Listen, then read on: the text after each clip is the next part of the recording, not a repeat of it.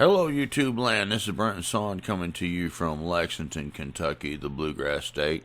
Before we get started, if anyone out there has a story they'd like to share here on this show, you can contact me at brentonsawin@gmail.com, and I'll leave that address in the description so you can easily access it and know how to spell it properly and everything.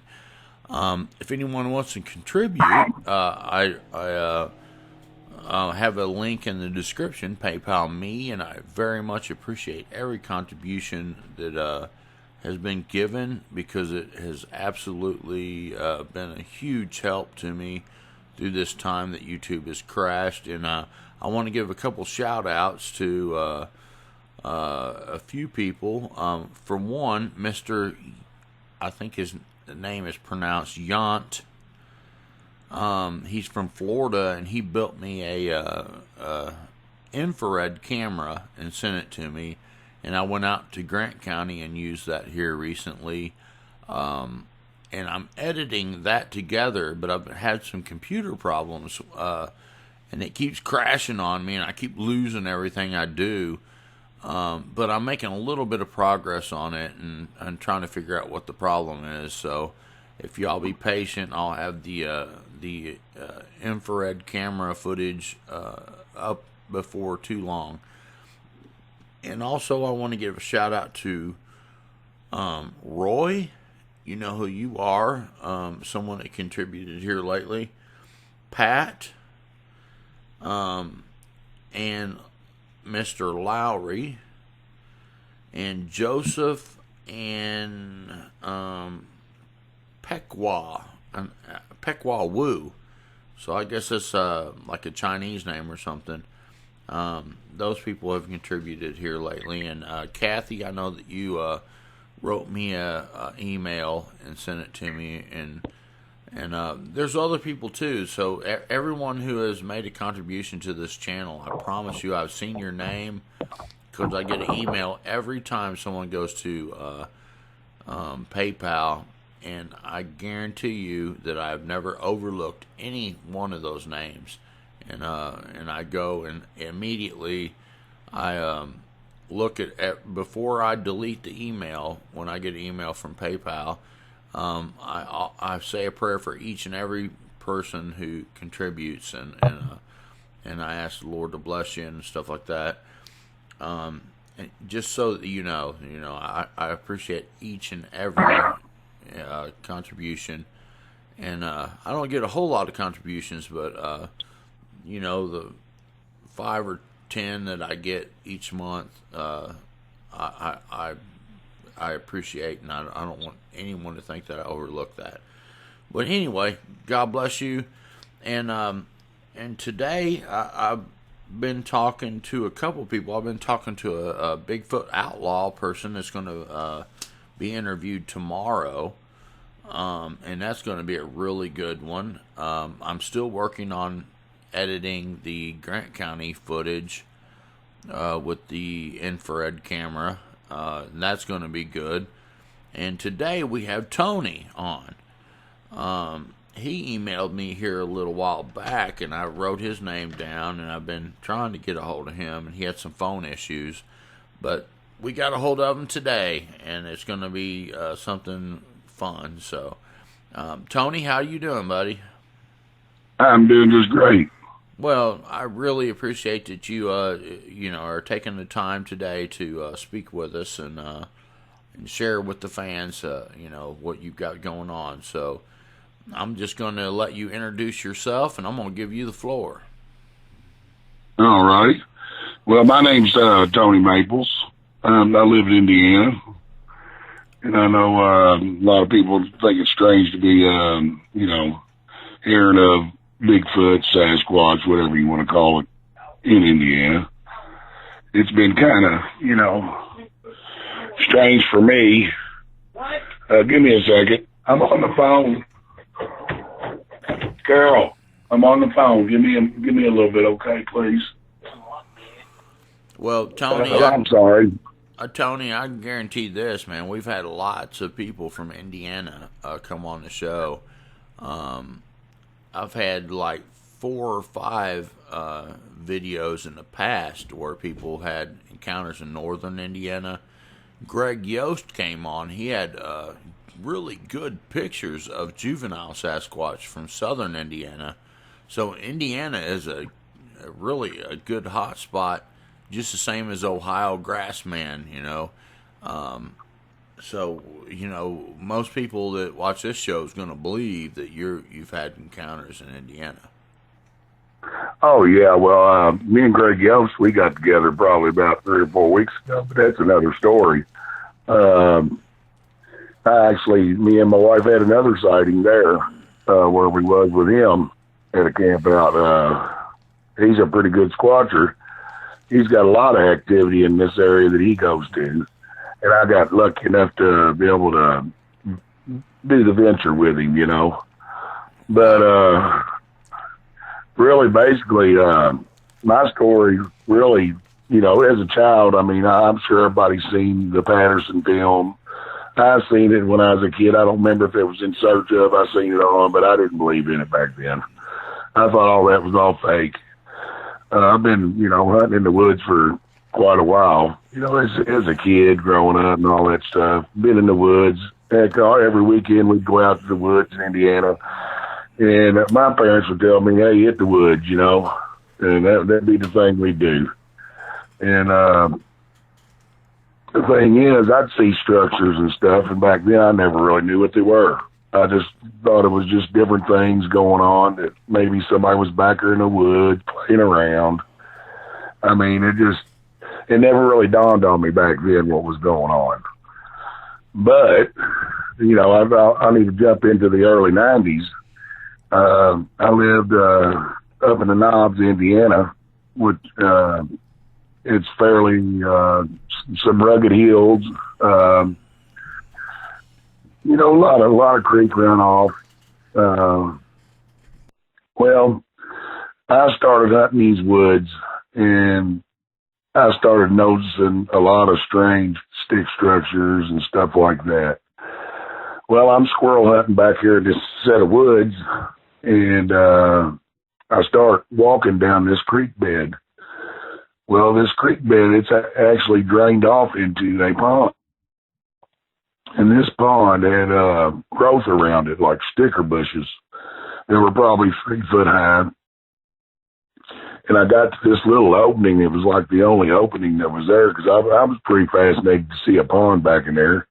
And I wanted to investigate it and see if, you know, maybe it had any fish in it or anything. Well, it's pretty shady back there. You can see in the water, you can see the fish. The fish had like little spots on them where they had lack of sunlight. But I had to look down at the edge of the pond, and I noticed a small footprint. And you could see the toes and everything where something had stepped into the mud. And I just brushed it off as children. But I was thinking to myself, why would children be getting in this creek here? I mean, barefooted. And, you know, maybe looking for tadpoles. I don't know. But probably, I would say, after leaving there and everything, I never really put much thought to it. But where I lived at, I lived in a trailer. I lived in a pretty old trailer, and the door swung out instead of in like, you know, a lot of the new doors now you got on trailers. I had what you would call like a small orchard in my yard. I had a couple apple trees, peach trees, grapes, stuff like that. A lot of wild berries. And I was surrounded by lots of woods in this area. Actually, if I looked out my front door, I could see a field and, you know, cattle and stuff in it. But on all sides of me, to the left, to the right, and behind me, I was covered with nothing but woods on a dead-end street. Well, I used to have to pick up the apples that was in my yard before I'd mow my grass. And I come home one day, and I noticed they was all gone because I was going to cut the grass when I got off from work. And I told my wife, I said, thanks for, you know, cleaning the apples up out of the yard. And she said, well, I didn't do it. And I asked everybody else about it. Everybody else said they didn't do it. So I didn't think nothing about it. I went on and cut the grass that day. But I had a grapevine that was in the back of my trailer, and I had like them old, it was an old 68 model trailer, and it had like them big glass windows in the back, picture windows, kind of octagon shaped. And, well, that's where the grapevine was. Well, I was going to go back there and pick these grapes and make a little wine. And, of course, I never made wine before, and I was going to try it.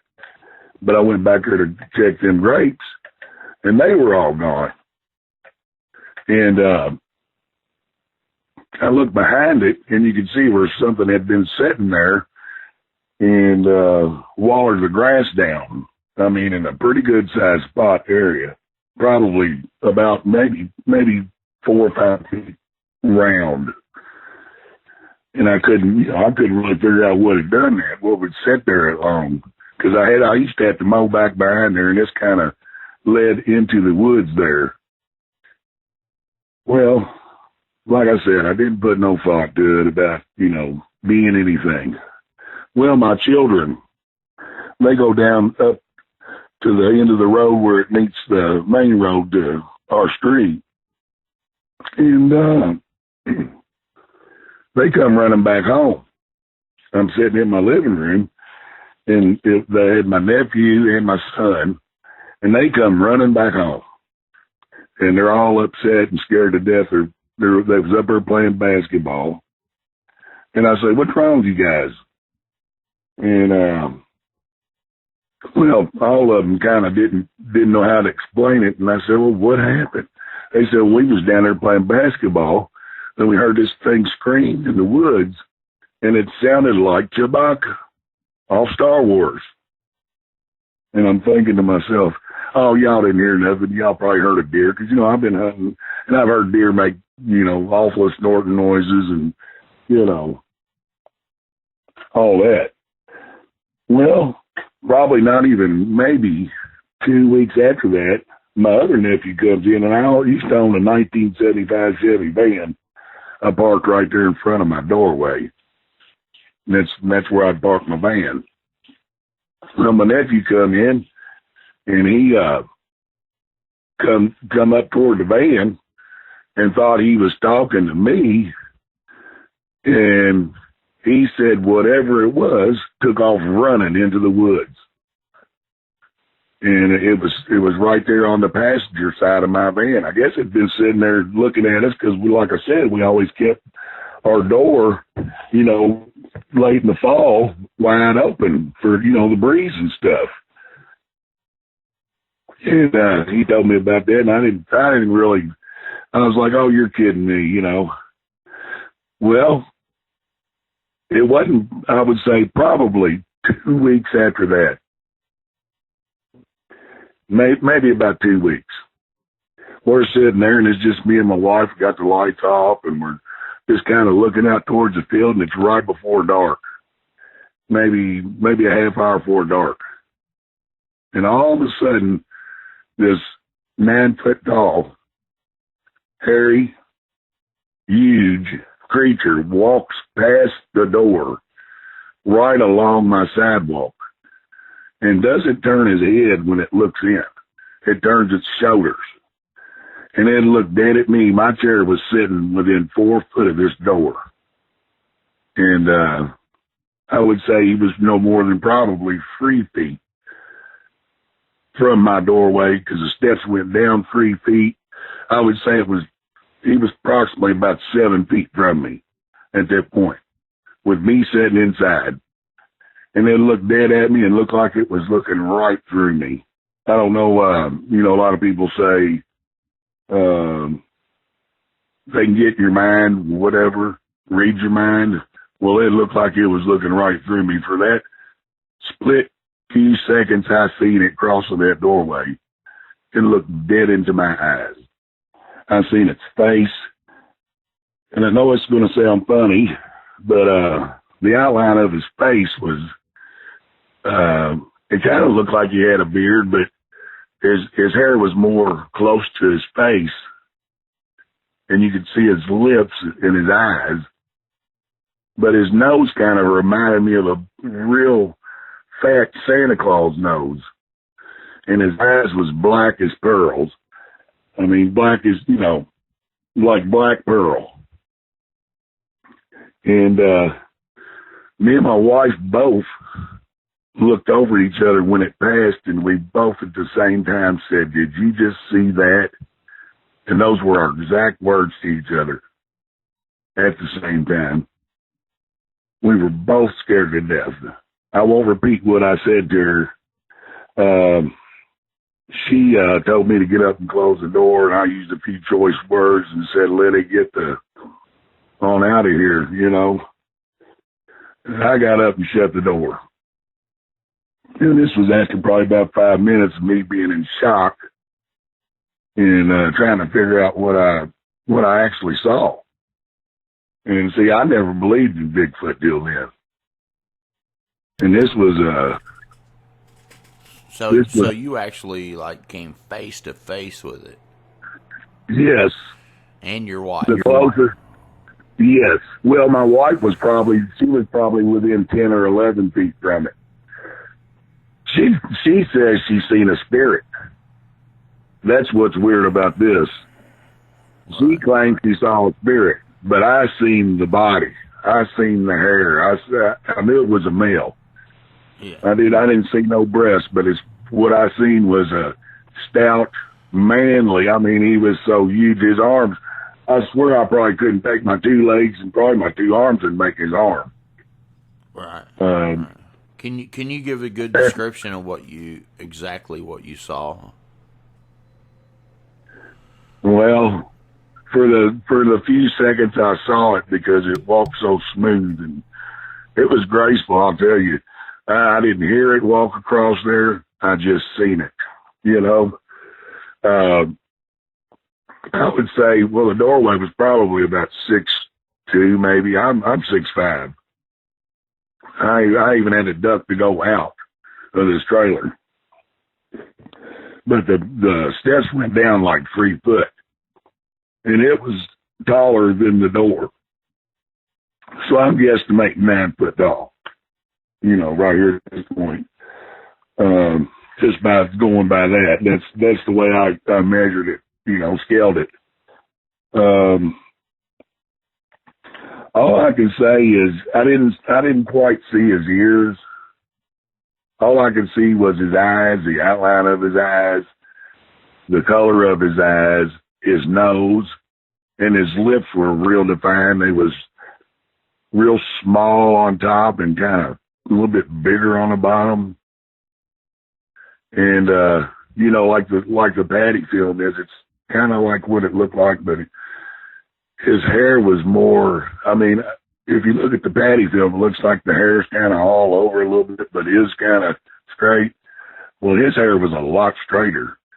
And I would maybe an inch long. I'm just guesstimating, maybe his hair was an inch long, a little bit shorter than what Patty's was if you look at the video, but he was black.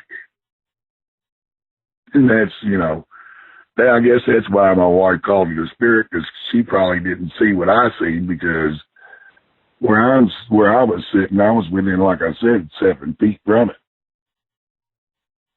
It really had me, it scared the dickens out of me.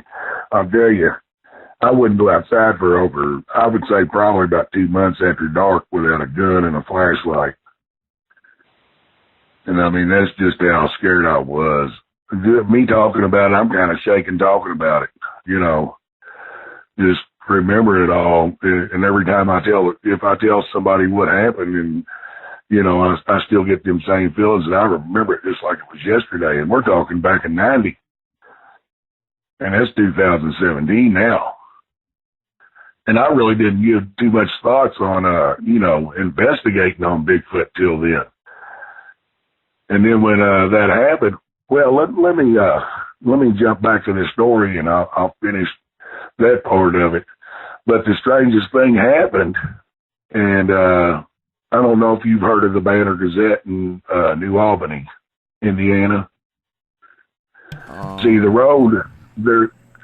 No, I don't think I Actually, have. it's actually New Albany Tribune. I'm sorry, New All Albany Tribune. But there is a sighting on BFRO that talks about this, and this is about the same time this happened. I could be wrong on the year. I could be wrong. I mean, I don't know exactly the date because it's been so long ago. But this woman supposedly drove down the road. It's on the other side of the hill where I lived up on top of. She was driving down Cordon Ridge Road and supposedly spotted one sitting on a log and reported it to be a hairy beast-looking guy, black, sitting on a log right off the highway, no more than 15 feet. And when she come down the road, she shined her lights on it and seen it. And she actually made the report to the police. And it was actually in the newspaper. And this was right about the same time all this happened. And probably within about 2 weeks. And I got the paper, so I wound up reading it. Kind of wish I'd have saved the article, but you can also, like I said, you can go on BFRO and you can find approximately what date it was that it happened to me, just by looking at that. Because the only way I knew it was reported in that because I started investigating. And back then we didn't have all the computer technology we got now. You couldn't just get on the computer. You had to either join a talking site, what they call it, a chat room, or, you could look up stuff like that, but it wasn't as live as it is now, They didn't have videos and stuff like that you could watch really back in the 90s that, would help you with anything. But it is on that site. You can see, that newspaper article. That would help more to tell you what time of the year it was. But since that happened, I'm pretty much more aware of what's going on. Going further into it, even after that, I had my other son. He lived with his mother. He come out with his cousin, and they actually were out playing down the road toward the creek. There's actually another creek that ran parallel to the back of my house, and they were back there playing, and they claimed they seen one climbing up the hill. I never really talked to them about all this. And for them to come in the house telling me that, that let me know something was out there. And of course, I've moved from there since, but I could go back to that spot anytime I want to, and I've been allowed to go back in them woods. I almost want to go back, but I just haven't done it. But I guess you would have to really see what I saw to, make you understand that they are out there. And I've told a few people, I've had them make fun of me. I moved up here to Cordon probably about, I would say maybe 12 years ago. And I'm not 20 miles from where this actual, when I seen the Bigfoot I seen.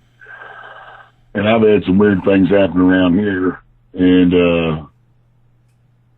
my grandchildren have claimed to see them, but I ain't never seen them. But it seems like they get more active when my grandchildren are about.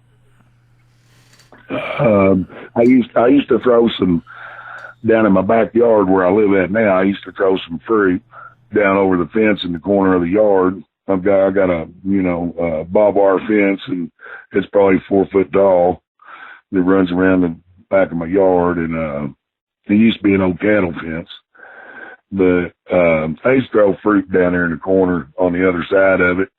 Just old fruit that you just don't want to eat. It's just too ripened or whatever.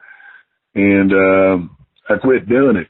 Well, actually, what happened is we kind of just quit buying fruit because it just wasn't the right time of year to buy it. But And I used to throw stuff over that fence. And one day I come home and this big old cedar tree that's probably 15 foot tall was broken over about 7 foot up. I mean, just literally broken over. And the thing about it is all these cedars run through the back of my yard all the way along my fence. I would think if that had been the wind, it'd probably knock down more than that. And the way I took it, I thought maybe they got a little upset at me for not leaving nothing out. You know, and I really wasn't trying to feed them. And that's, you know, that's strange that tree got broke like it did. But right across the street from me, the gentleman started to build him a cabin back there. Before he built it, I used to go back there and do some wandering around. And of course now, you know, I'm obviously into it. I'm learning more about it. I know more about the breaks and stuff they do. I've been researching a lot ever since that happened. But right across the street, I found some of the same types of trees broken over, leading the same direction. And this all goes down towards a creek. And I think they tend to mark areas where they know water is. And actually, it's really good fishing down over this hill. And this hill's probably got 100-foot drop. And, well, I went back there the first time I went back there, and you could see where this soft grass had been matted down. And it looked like a bunch of things, and I'm thinking deer to myself, because it kind of smelled like a musky deer, but it wasn't. It was more of a dead animal smell with skunk and, you know, like deer urine on it. You know what I mean? I don't know. It's hard to explain, but that's what I smelt when I walked back there in this area. And the more I started looking around, the more I found different things. I've even found rocks that where they've been breaking walnuts, taking and busting, you know, a rock on top of another rock to break open a walnut. And I'm sure they got teeth strong enough to do it, but that's what I found, you know. I took a lot of pictures, but like I said, that phone I used to have had all my stuff in it, and I thought I had a virus on it, so I cleaned my phone. I lost a lot of my pictures, but I mean, I could probably go back there today and get pictures of that. But I mean, things have really happened. Now, my mom lives on the same road I do where I live at now, and she owns about 12 acres. And, well, the driveway goes straight up. It's a pretty steep driveway. You got to have 4-wheel drive to get up there. But, we got a little spot right there at the end of the driveway, but it's in the dark around the other side of the garage that, I always built fires and stuff and sit back there, you know. And, you know, I drank a few beers and stuff like that and sit back there and enjoy the fire. Well, one day I'm sitting back there and there's no acorn trees or anything like that around there. All the trees are cut out away from where I could hit the garage. And I'm sitting there and I'm getting hit by acorns.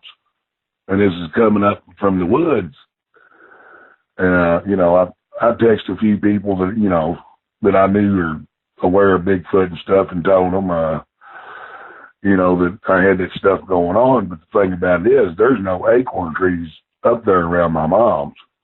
So whatever it was, had been collecting acorns, I guess, to throw at me, because I spent a lot of time out there. I go out there every evening, you know, pretty much spend the weekend out there. And, well, the strange thing is I started cleaning up my mom's yard, and we had a bunch of wind damage one year, and it blowed a lot of my mom's stuff around and blowed a couple dog pens that we had down over the hill.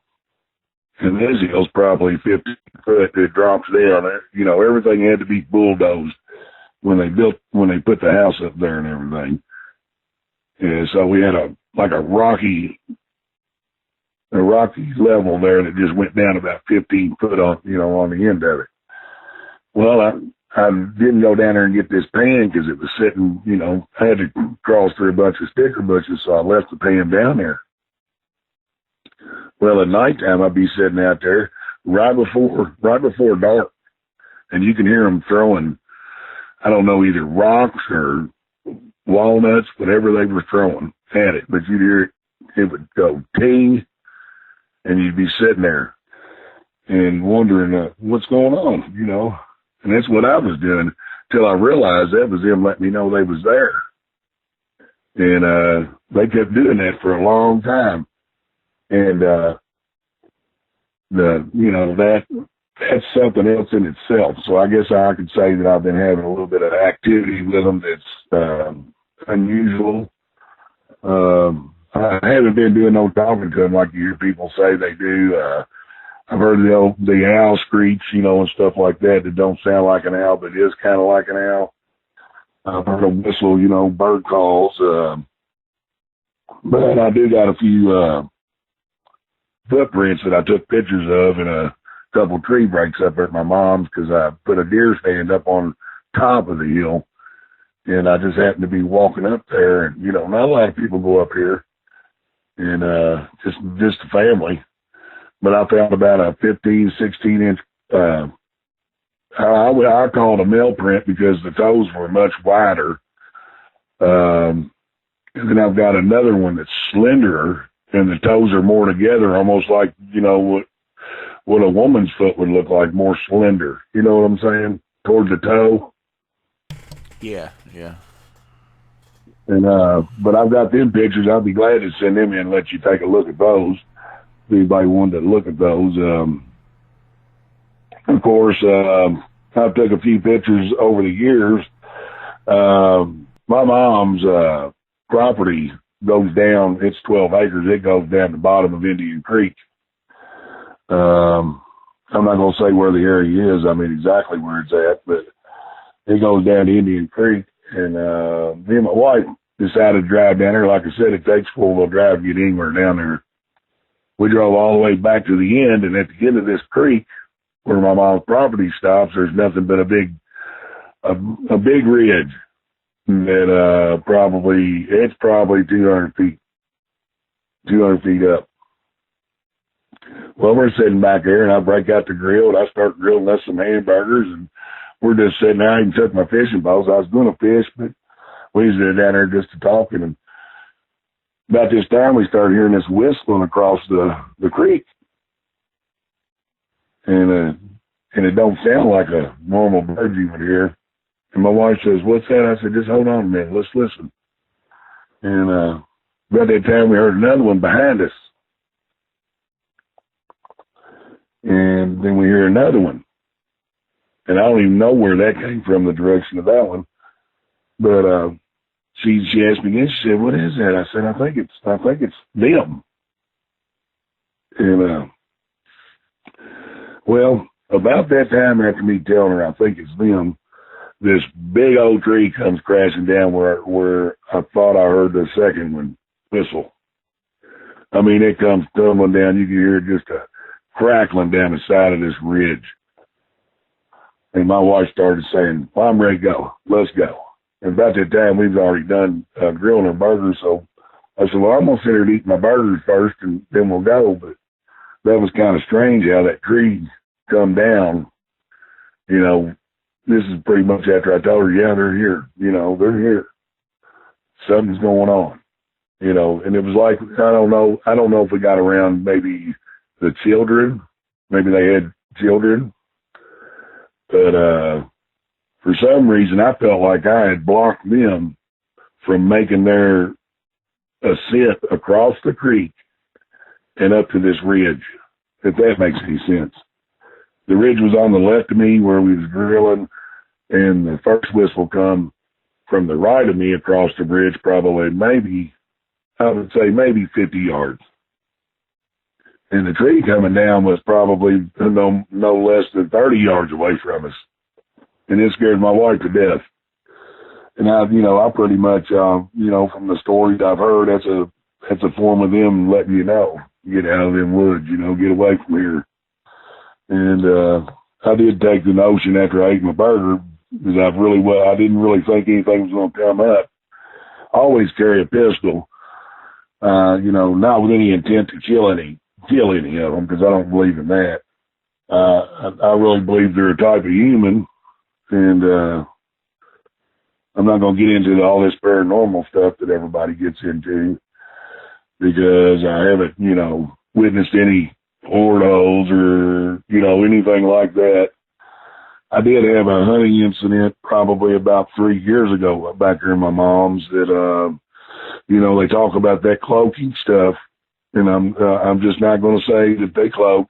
Everybody else can believe what they want to, but I just think they know how to manipulate their surroundings, a little better with what God gave them. But, I'm sitting there in my deer blind. I built it out of pallets and, got all the foliage around and everything, and it's pretty hidden back in the corner. And, 3 trails run up to it. Well, I'm sitting there and it's right about daylight, almost daylight. And, I hear this rock clacking and rock noise, and it goes, then it goes, and I'm sitting there saying to myself, what is that? It's not deer antlers. I'm sitting there waiting on, a buck, doe, whatever. And, where the sound come from, I look directly over and I see nothing but a bush with red leaves. It looked like red leaves. Well, I started putting my attention towards hunting because I don't see nothing over in this direction where I heard all this noise. So I started looking around some more. I'm sitting in this blind. And, I wound up not getting anything that day. I don't know if it was due to, they just wasn't there or it was there. But let me tell you, when I left the deer blind, I had to walk down the trail towards where this spot was, which was probably maybe 15 foot off the trail to the right. When I walked up towards where I seen that was gone. And all that was there was one little bitty sapling with a couple leaves on it. And I even walked back to the spot where I'd seeded at and tried to look and see if I could see, what I saw. And, let's just say it just had got morning when this happened. There's enough daylight out there you can see everything, but, it looked dead up like, leaves to me. And when I walked by that and seen that it wasn't, that right there gave me the first notion that it was cloaking, that was their way of cloaking, was turning into their environment, basically blending in, because if you looked at the leaves on the ground, that was the color of this tree, but it was up off the ground. And I would say it was at least 4 foot tall, so it was crouched.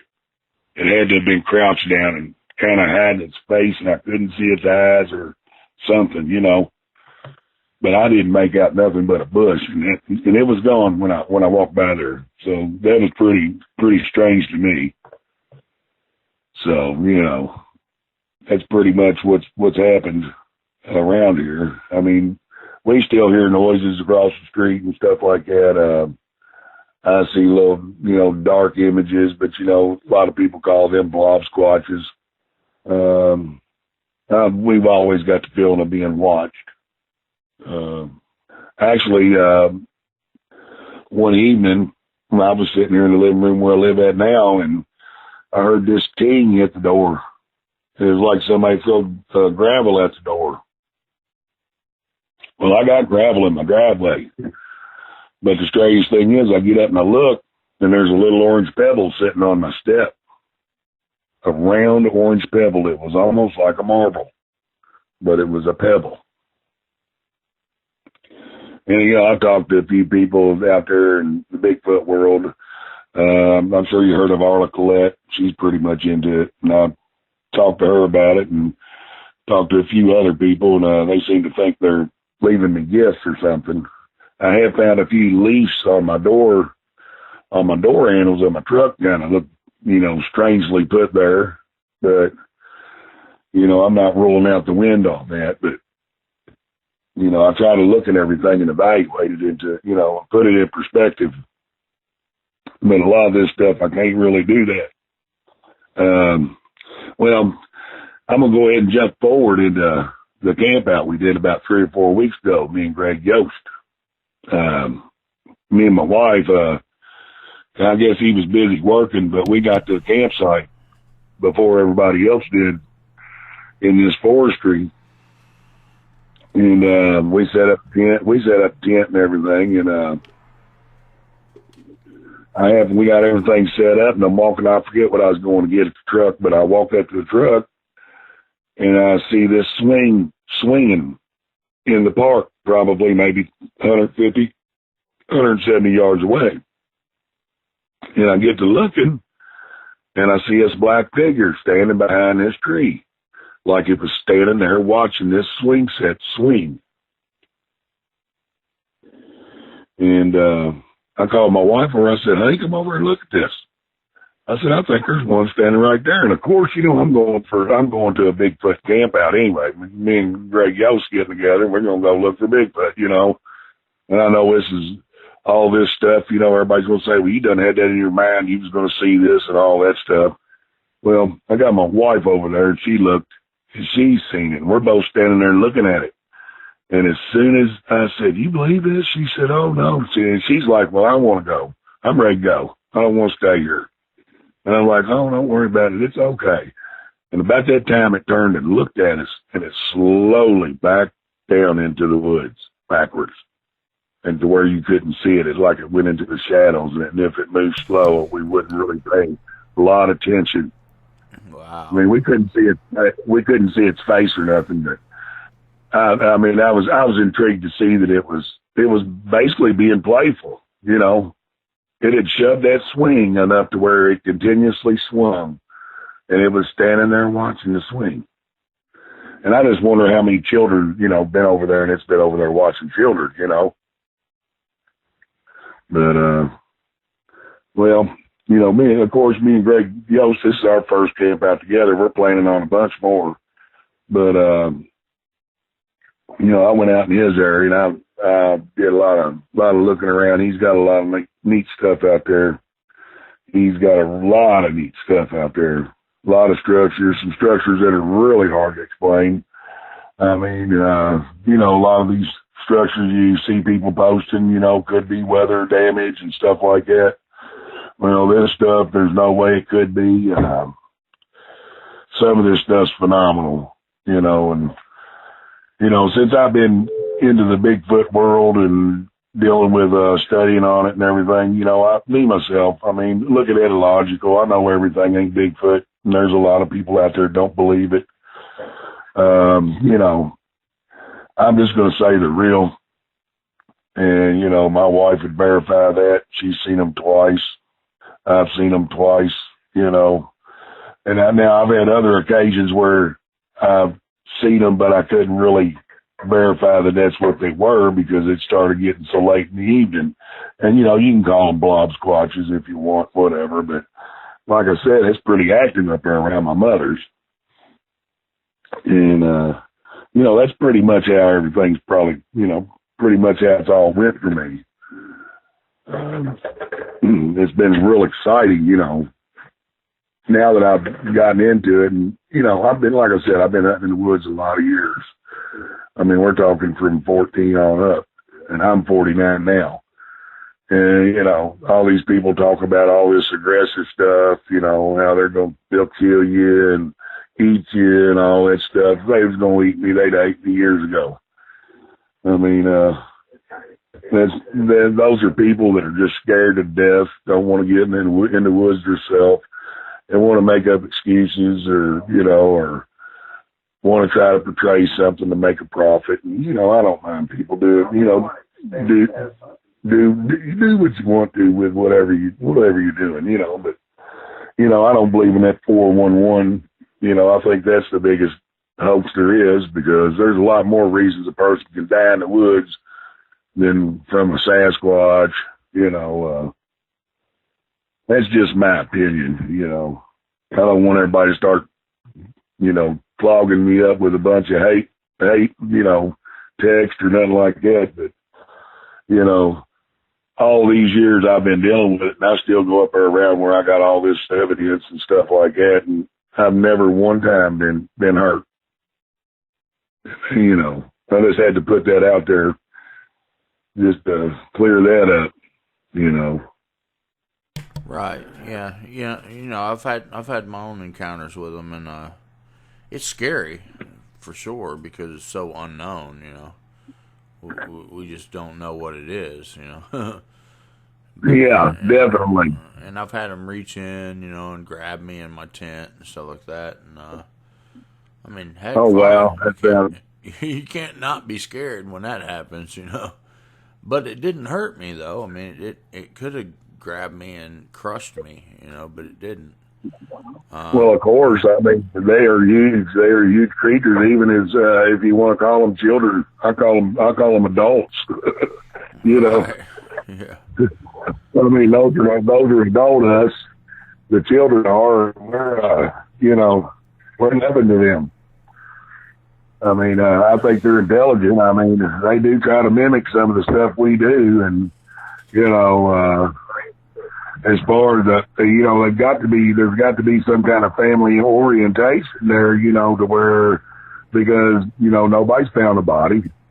I mean, if they have, it's, you know, we've heard about all the fake stuff out there, people trying to make it out to be, you know, they killed one, whatever. I'm tired of hearing all that stuff, you know. But you know, they definitely live similar to us, but they live in a different world, and that's Mother Nature, you know. Right. So out of all the encounters that you've had, what do you think they are?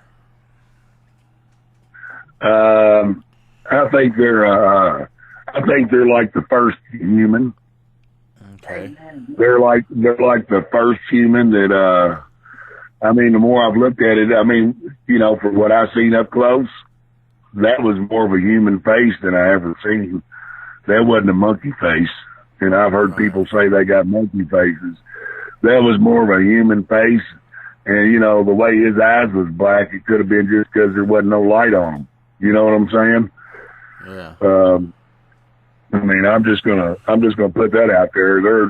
They're probably better humans than we are. Right.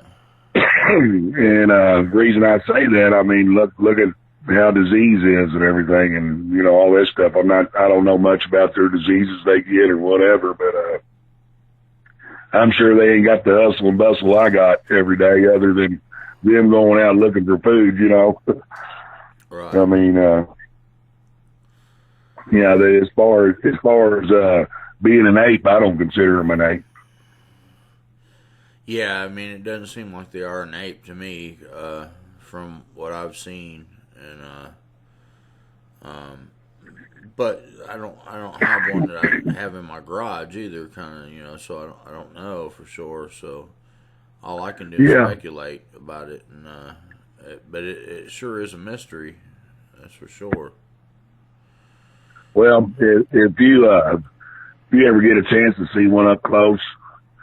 I mean, I was probably close enough to see a booger in his nose, and I know that sounds funny, but yeah, I didn't see one. But I'm gonna tell you right now, they got noses kind of similar to ours.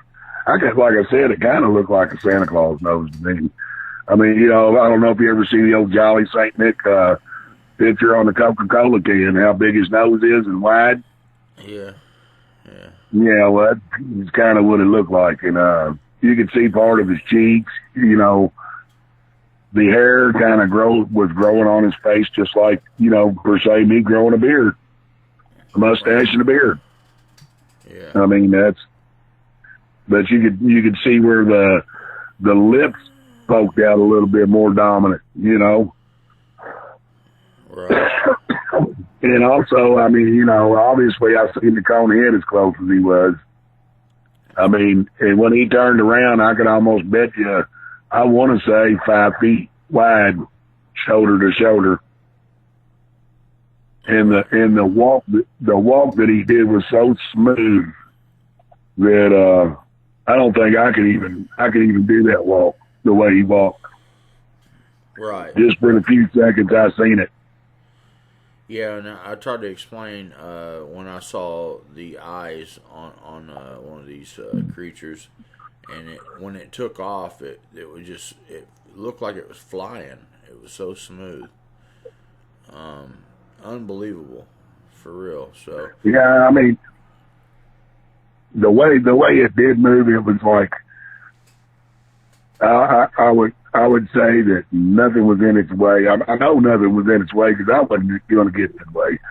But I mean, they just move with such grace that, and the silence. You would think you'd hear something like that walking up, you know. Yeah. And I'm pretty keen to listen to the sounds. I've been listening to animals in the forest for a long time. You know, that's what amazed me, how quiet it was.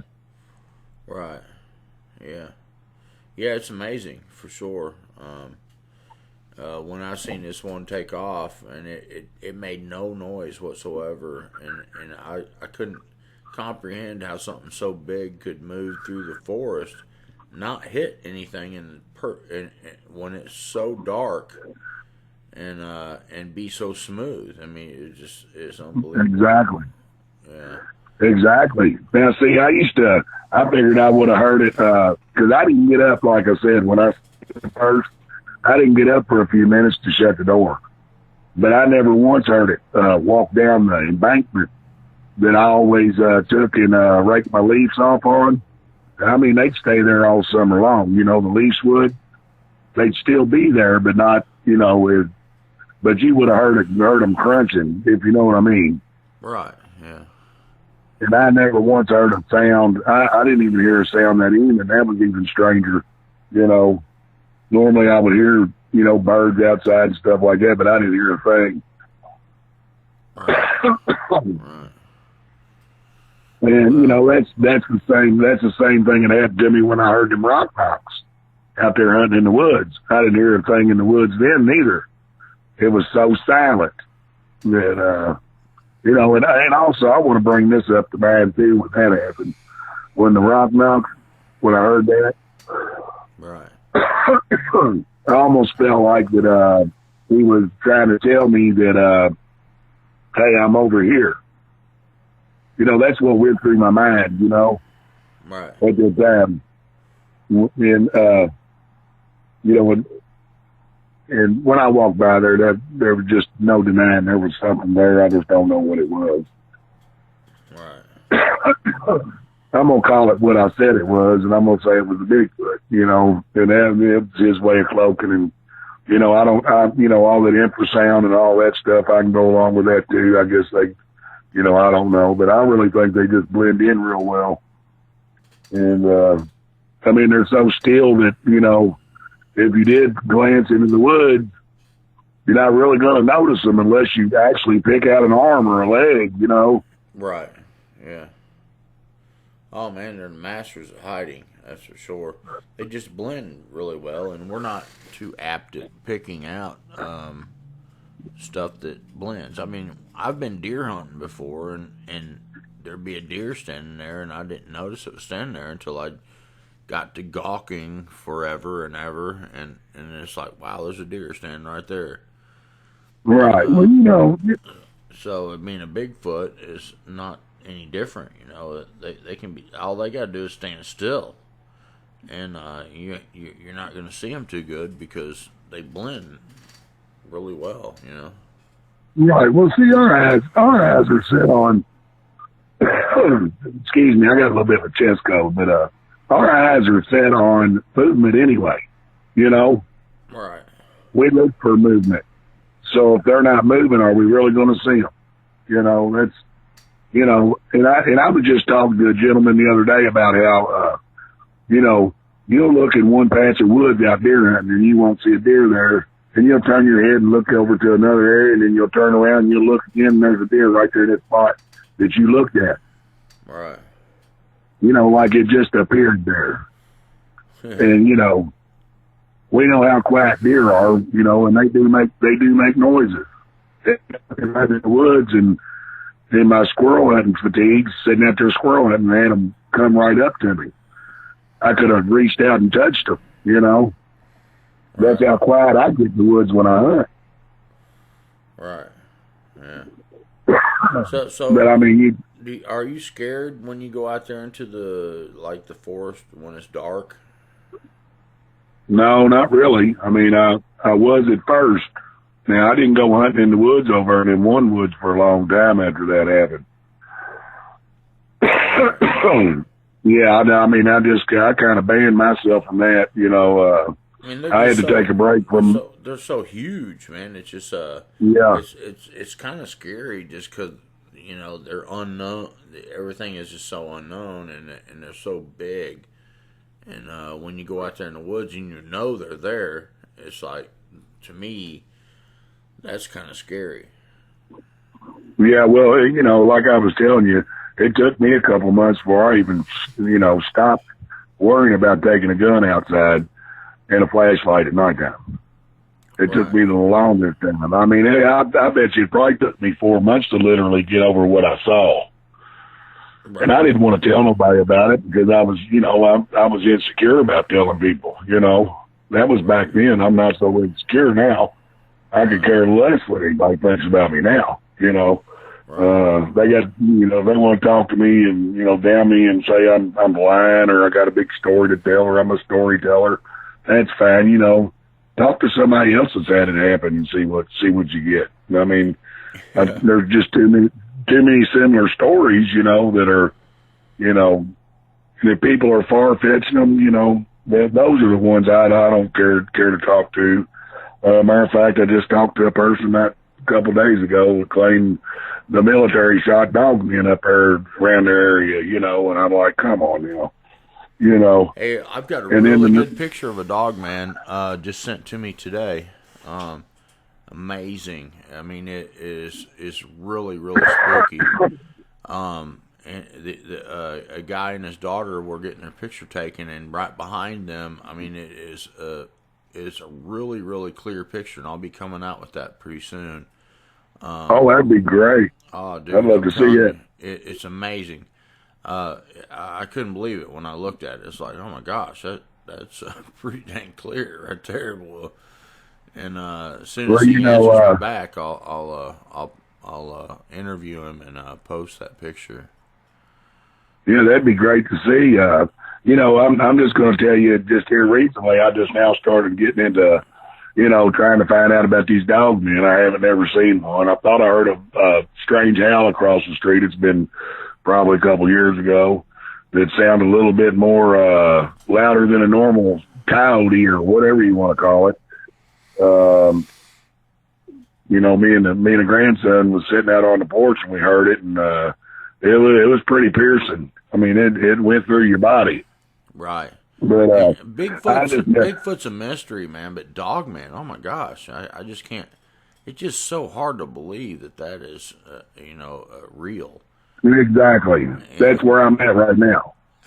But I mean, this picture, I'm telling you, it's you can see the outline of it, and it's standing back in the trees, and darn, man, it looks pretty darn good to me, man. I'm telling you. Okay.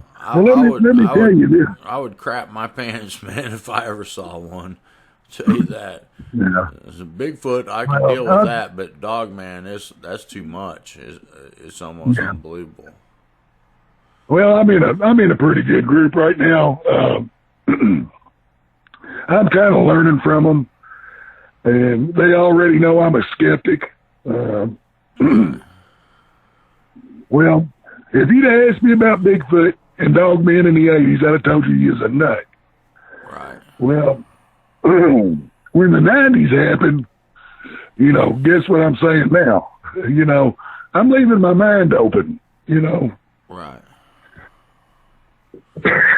It's all the stories that I've collected it's just like there has to be something like that out there because not that many. I mean, you can't have that many people lying about this, you know. And when they tell their stories, it's like, golly, it's too many people telling, you know, what they saw, and over time it just convinces you. And so I've been really looking for, you know, evidence about it, and I went ahead and downloaded that picture too because I was scared that something would happen and where all of a sudden I can't get it because I've had that happen many a times. Oh yeah. I get hacked or something like that, so I downloaded it. Yeah, that's what happened to all my pictures.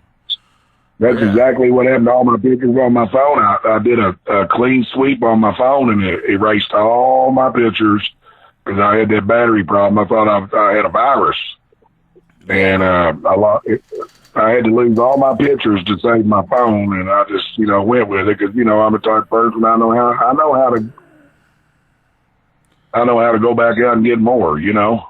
Yeah, I mean, I've had phone numbers call me, man, that were like 1111111, you know, all ones or something, and I got threatened and, you know, stuff like that about the dogman stuff, and so I went ahead and downloaded it to a couple different places so that I'm not going to lose it this time. And oh, exactly. And the you know, the people that have called are like mysterious, kind of almost like from, you know, some people say they're from the Department of Interior or something. I don't know, but they're not playing. I can tell you that. They kind of scare you a little bit. But we'll see what happens. I should be able to get this up. No problem. It's not like, you know, like there's no super clear, like Polaroid picture, you know, with it standing out in the open. It's in the woods, and but you can see the outline of it really well, and you can see the shape of the head and the shape of the upper torso, and the two people standing there getting their picture taken, and very interesting picture. I can tell you that. You'll have to, you know, I'll whenever I put it in the editor, I'll try to clean it up real good and you can see it. That'd be great. But it's not hard to spot. You know, lots of people send me stuff, and it's like, nah, man, I can't sell that to the audience, you know, because it's just it's too blurry. You know, I mean, I don't want people to have to struggle to find it. If they have to struggle to find it, I'm just going to leave it alone. But if you can see it pretty good, when someone says, "Hey, I got a picture," and I look at it and I see it, I'll share that because that's a whole different deal. But the stuff that you have to struggle to find and you have to trace it out and all that kind of stuff, and you know, you have to draw an outline around every little thing, you know, and you know, that to me is not that's not a good picture because you're having to suggest what they should see. And right, to me, I understand. Yeah, you know what I mean. It's got to be believable. If it's not believable, then I don't want to mess with it. And I get a lot of that kind of stuff.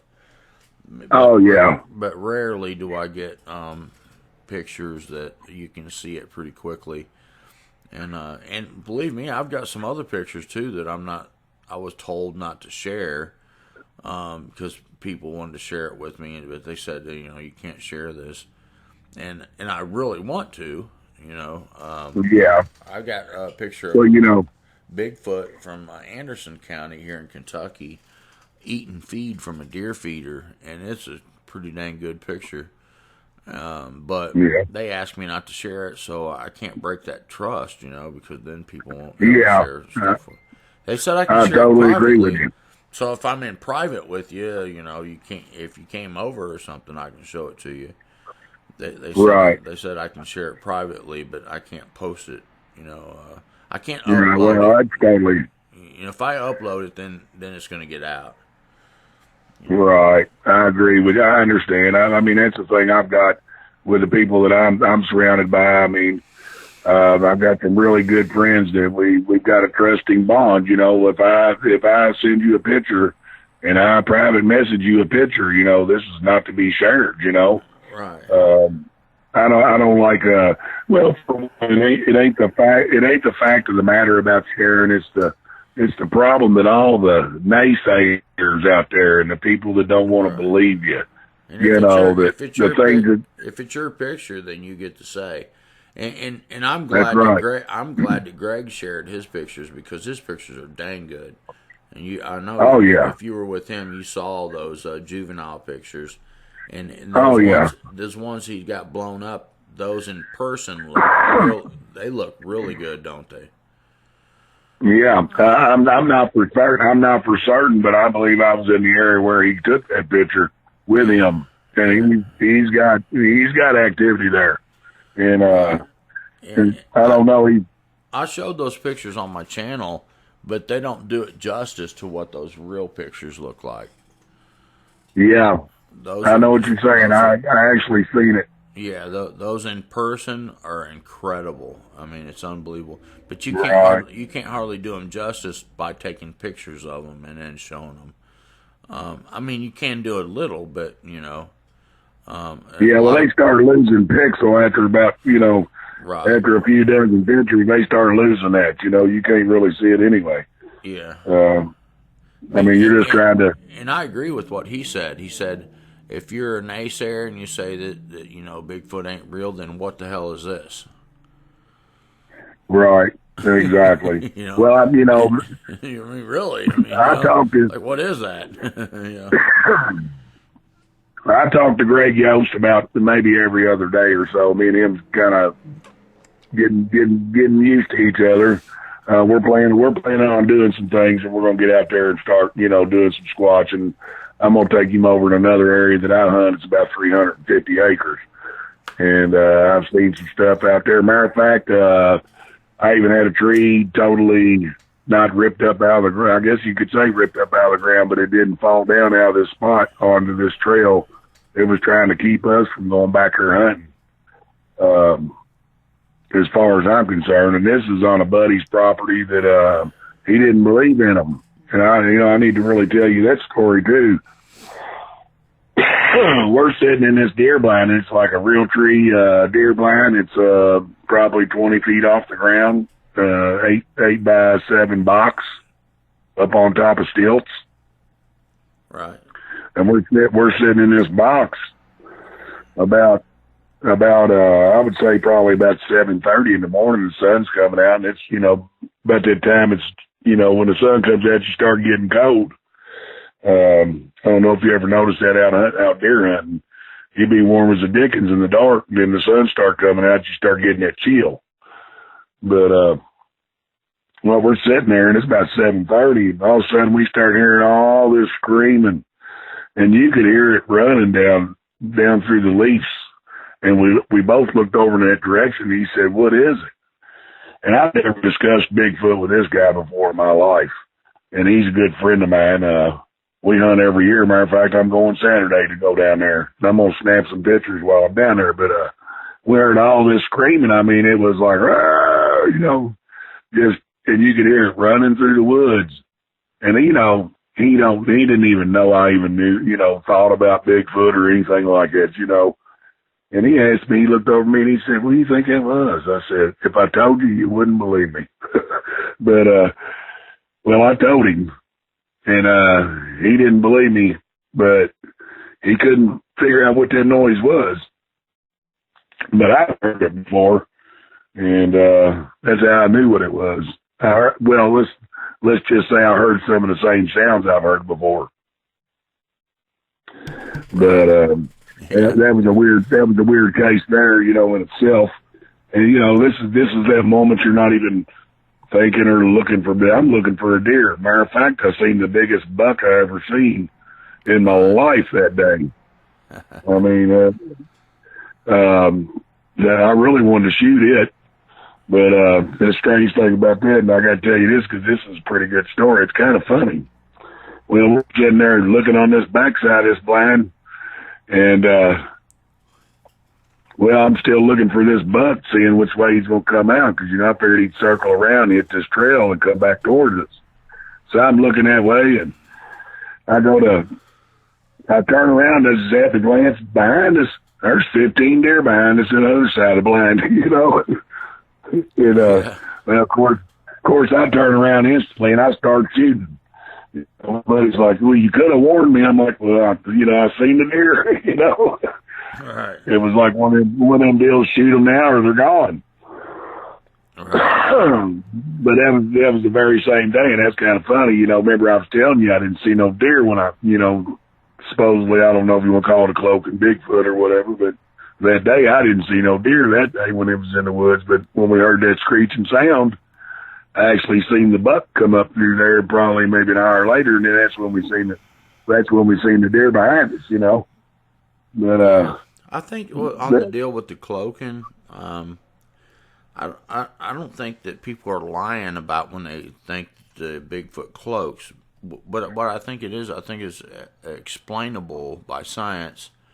I think their hair tubes are if you ever had people that had hair samples from Bigfoot, it's like their hair has like tubes that runs down the middle of the hair.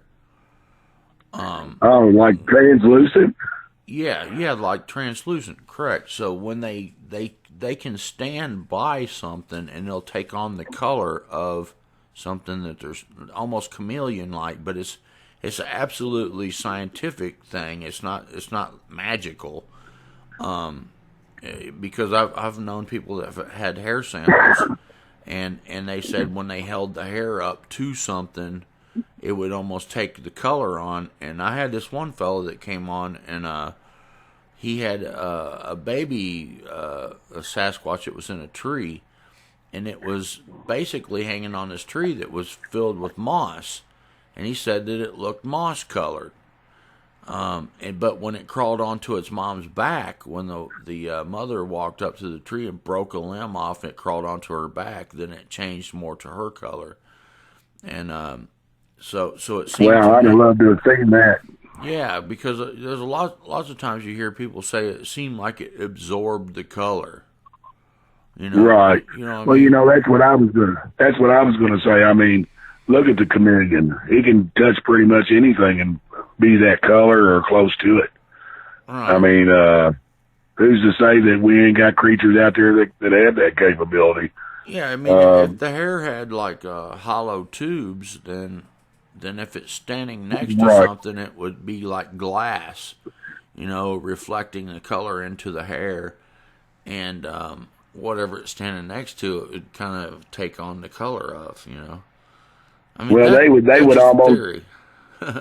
Yeah, well, I want to touch base on what you just said. They would almost have to know how to bend light, to do this.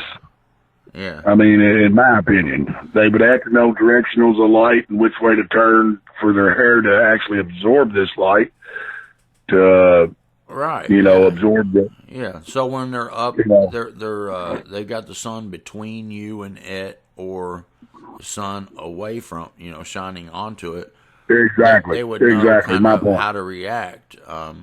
Because I have this one video from a while back with Kurt Stokes, and it looks like the thing is fading in and out, and you can see it. You can see it blinking and everything, and he pans over, and there's also a dogman in the same picture. But the Bigfoot looks like it's fading in and out, and it looked to me like it was playing off the sunlight, like it knew what to do. Just like in the military, when sometimes military tactics, they'll use the sun behind them or something like that for strategy, and to me it looked like that this thing was using the sunlight to help cloak itself, and when the sunlight would shine, it would take on the colors that are around it, and it looked like it was fading in and out. And even a dogman story I had one time, the guy said that it jumped up in the tree, and he said it looked like it became kind of see-through. And to me, I just thought that it was playing the sunlight off of. Right.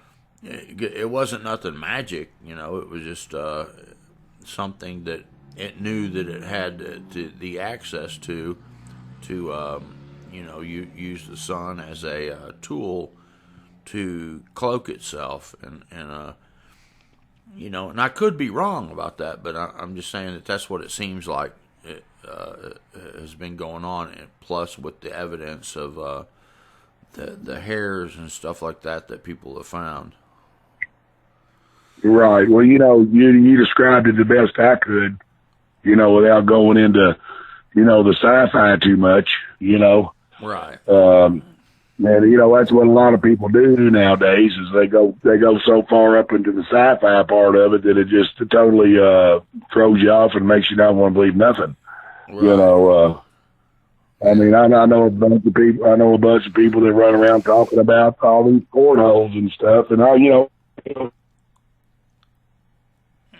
I just think that the portals is what it seems like, because when they're pulling off these little tricks of the light and stuff like that, it just seems like a portal, but it's not really a portal. It just it's something that can be explained scientifically, and right. Well, see, I'm not kicking anybody that believes that because I don't know myself. You know, I'm trying to keep myself open enough to where, you know, I can at least talk about it. You know, to somebody that's intelligent enough to, you know, hold a conversation without getting mad and trying to tell me they know what it is, you know, because I don't know. Right. You know, there's just so many people out there that far-fetched things. I mean, that's right up there next to this helicopter thing, you know, telling me the military's coming over there to check for the next one, you know, check for another dogman that they just shot, you know. I mean, it's outrageous. You know, I've talked to a few people. You know, I do a lot of investigation on stuff like that. I look at what people's videos, you know, tell me. There's a lot of them, you know, that don't know the difference between, you know, water running and, you know, actual weather breaking a tree, you know. Yeah, me and Kumbo, we were talking about the infrasound stuff, and I do believe they're able to use ultrasound and infrasound, but that's also scientific. It's not magical. Right. Kumbo, when he was working with NASA, he did a lot of experiments on NASA on infrasound, and he could recreate a lot of the things that we say that happens with Bigfoot. He did it in the lab, you know, and he would make people sick. He would make people tired. He would make people afraid. He would make, you know. Yeah, I believe that. Yeah, and he did it with natural, you know, real sound. And well, you know, it's not a magical thing. It's just a scientific thing. Right. Well, you know, let me put it to you this way. You know how we use breathing salts and stuff, right? Yeah. To wake us up. Who's to say they ain't got some kind of fragrance that they can, you know, protrude off their body that, you know, could possibly make you feel that ill to where you won't go no further. You know what I mean? Yeah. I mean, I'm just giving you a theory on. Yeah, I'm just giving you a theory on how far I've thought about it. You know. I mean, I'm not going to sit around here and call people liars or nothing like that, because, you know, everybody's got their own way they perceive their evidence that's given to them, you know. Right. Yeah. I like to look at both sides, you know, at the same time and say, is this really what I saw? Could it be this? Could it be that? You know, I evaluate a lot of things that I see. And, right. I mean, I'm just going to tell you what I've had happen, just like that pan up there at my mom's. That's how I always knew they was there. And they would hit that pan, and they'd hit that pan more than one or two times, or sometimes even 5 or 6 times, to let me know they're still there and they're watching me. You know, like, because I noticed. Are you there? Yeah. Yeah. Okay, I noticed every time that this pan would get hit, I would turn that way and look and see if I see anything. Now, I was sitting out there one night, and I had that happen, and because it's happened so many times, I really can't tell you every story and try to keep it all together. But I heard them hitting that pan, and I'd be looking that way. And matter of fact, I even got up and walked over that direction to see if I couldn't see anything further down the hill, you know, and looking towards where this pan is. And about that time, old bunch of gravel hit on top of the roof of this metal garage we got. And I mean, you could hear it just rat-a-tat-tat-tat-tat-tat like that. Like it threw a whole handful of them to distract me or something. Maybe I was on to something, you know. Maybe I was getting a little closer than what they wanted me to do. I mean, it's just, you know, and the thing about it is, a lot of times when all this is happening, I'd be on the phone in a group that I was in, and I'd be telling the people about it, and you know, they pretty much tell you the same thing I just told you. But you know, I don't have no reason to lie about this stuff. I really don't care who believes me, but the reason I called, I wanted to tell my story because I felt like I needed to get it out. And you know, there's enough people out there that do know me that know that I'm not a liar. And, but there's also some people I know that, you know, don't believe a thing I say about it because they don't believe in it themselves. So, you know, there you go on that one. Right. You know, yeah. What are you going to do? I mean, it is what it is. I seen what I saw. You know, as a matter of fact, the 2 times I've seen them, and actually can verify I seen them, I was with my wife, you know. Right. And like I said, the first time she thought it was a spirit, you know. Right. It seems spiritual almost because it's so unbelievable, you know. But well, I believe they are spiritual in a way. I mean, you know, they've got so many things that are so close to what we do, other than they don't have the needs and wants that we see that we need, you know. Right. They don't worry about clothing. They don't worry about, you know, going to the grocery store. They don't have to work 9 to 5. You know, their working is surviving in the woods and not being seen. Right. Right. But I do believe that they want to be seen to certain people. Yeah. And I'm not trying to say I'm one of them, but I'll tell you this: my grandmother died that year when this happened, and you know, I was pretty heartbroken. As a matter of fact, I sat out back and cried by the fire pit we had up there in the Knobs. And that's about the same time this Sasquatch walked past my door, you know. Right. And I've heard of people talking about how they can feel, you know, read your feelings and stuff, and all that stuff, and they're sentimental towards that, and you know. Yeah. Maybe it was showing me that it was around to get my mind off of my grandmother. You know what I mean? Yeah, possible. I mean, now that's pretty far-fetched, but, you know, well, once you see one, you're going to try to think of everything you can think of to solve the riddle. You know what I mean? Yeah. For real. I mean, that's an unexplainable thing, and you know how many nights I've sat up trying to just describe to myself what I saw and explain to myself, I mean, over and over and over again. You know, yeah, and I'm sure you done that when you got grabbed. You know, when you got grabbed in the tent. Yeah, I was going over that every second almost for a while. Yeah, unbelievable. Yeah.